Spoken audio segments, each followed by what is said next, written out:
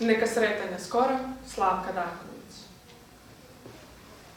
Bila je tek počela ona zlatna jesen, a moga starog druga opet obuzeli nemiri i neka iskonska tuga. Prateći let galebova, pričao mi je opet iznova kako mrzi sva rastajanja i sve što neminovno uz njih slijedi. I kako sve to ne može prosto da podnese i preboli. Osobito ne tako u jesen, posebno kad nekog voli.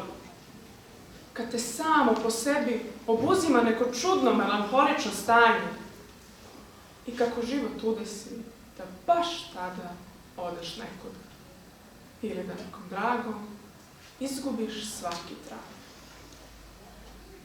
Pa onda bude svejedno, odlaziš i sam ili neko do koga ti je tako stalo, ko ti je toliko drag. Tek isto te tada čeka rastajanje i obuzima te ovakvo melanholično stanje. I tako isto mi priča, baš kao iz početka. Ostaje ona praznina, isto nepodnošljivo stanje. Sve što se možda otvaraju neki novi putevi života, kad u duši nosiš neke tuge dane, neke nedosanjene snove i neke riječi nekazane. Jednog se galeba ponovo krika začu, kao da upravo vijest donosi nekom odocijelom kupaču. Ali na horizontu, baš toga trena, ljesnuše nenadno srebrnasta jedra. Razdaljina je bivala sve manja i manja. I sve je slutilo na neka posebna stanja i neka sretanja skoro. Ova noć, tako vedra i šapat maestrala, nebo puno zvijezdanog sjaja, s mjesecem iznad zavičaja.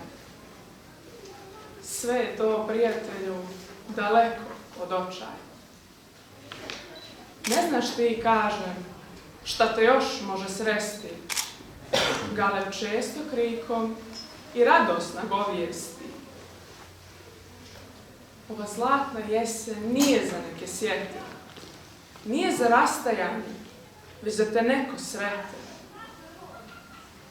Galeb se vrati jatu kao da sve to shvata. Maestral mi miluje lice i ova noć puna zlata. Čudni su često sudbine puti, ne možeš tek tako veruti. Krika galeba ko zna šta sluti. Sve je imaginarno postalo stvarno, u isti mah i realno i nadrago. Utihla je potom galeba krika u slupu nekih vedrih rika.